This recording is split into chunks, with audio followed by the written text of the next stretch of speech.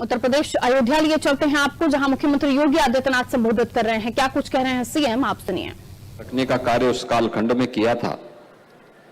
भारत की आयुष पद्धति को दुनिया के सामने रखा था। भारत की योग की परंपरा को जिस मजबूती के साथ दुनिया के सामने रखा था, वह अद्भुत था, अभिनंदनीय था। और योग में भी भावातीत ध्यान के मुद्दे को लेकर के विश्व का ध्यान अपनी ओर आकर्षित किया था। उस कालखंड में जब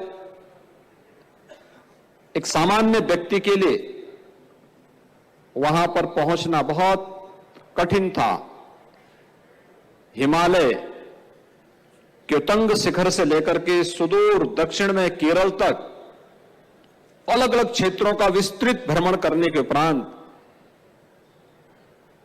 दुनिया के सामने फिर भारत और भारतीयता के मुद्दों को बेधड़क रखना, यह हम सब के लिए उस कालखंड की परिस्थितियों को ध्यान में रख करके, जब सरकार अपने को सेकुलर दिखाने की प्रयास कर रही हो, भारत और भारतीयता से मुंह मोड़ने का प्रयास कर रही हो, तब एक संत विश्व पटल के सामने भारत की बात को पूरी मजबूती से रखने का साहस कर रहा हो, तो यह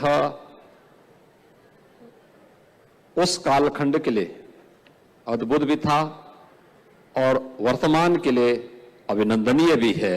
और इस देश से मैं महर्षि महेश योगी जी की इस परंपरा से जुड़े हुए महर्षि जी के नाम पर इस रामायण विद्यापीठ ट्रस्ट से जुड़े हुए सभी पदाधिकारियों को, जो आज महर्षि के इस पूरे कार्यक्रम को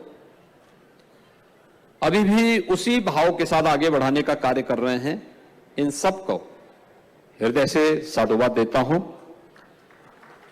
भाइयों बहनों, हम सब जानते हैं अयोध्या सूर्य वंश की राजधानी है और मर्यादा पुरुषोत्तम भगवान श्री राम विष्णु के एक महत्वपूर्ण अवतार भी हैं, जिन्होंने इसी अयोध्या में जन्म लेकर के भारत के अंदर और विश्व मानवता के लिए एक मनुष्य को सम विषम परिस्थितियों में मर्यादा का पालन करते हुए कैसे आचरण करना चाहिए, ये सभी कुछ जिन्होंने स्वयं के मानवीय चरित्र के माध्यम से संपूर्ण मानवता के सामने जिन्होंने एक आदर्श प्रस्तुत किया, अयोध्या उनकी स्वयं की जन्मभूमि भी है।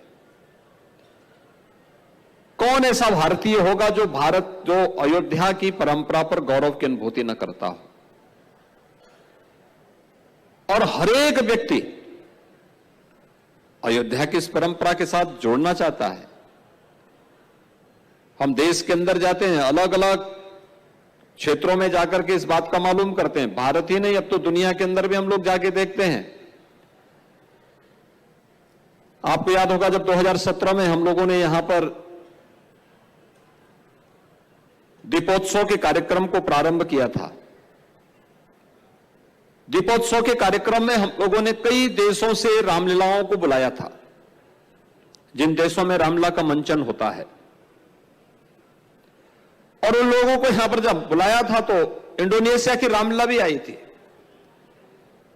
इंडोनेशिया दुनिया के अंदर सबसे अधिक मुस्लिम आबादी का देश है। उसमें जितने भी पात्र थे सभी मुस्लिम थे। तो मैंने बाहर के देशों से आने वाले रामायण के जितने भी पात्र थे, इनको मुख्यमंत्री आवास पर लखनऊ में बुलाया था, बातचीत करने के लिए और उनका सम्मान करने के लिए। क्योंकि जब यहां अयोध्या में कार्यक्रम था दीपोत्सव का, तो यहां पे भीड़ भाड़ थी, सभी लोग व्यस्त भी थे।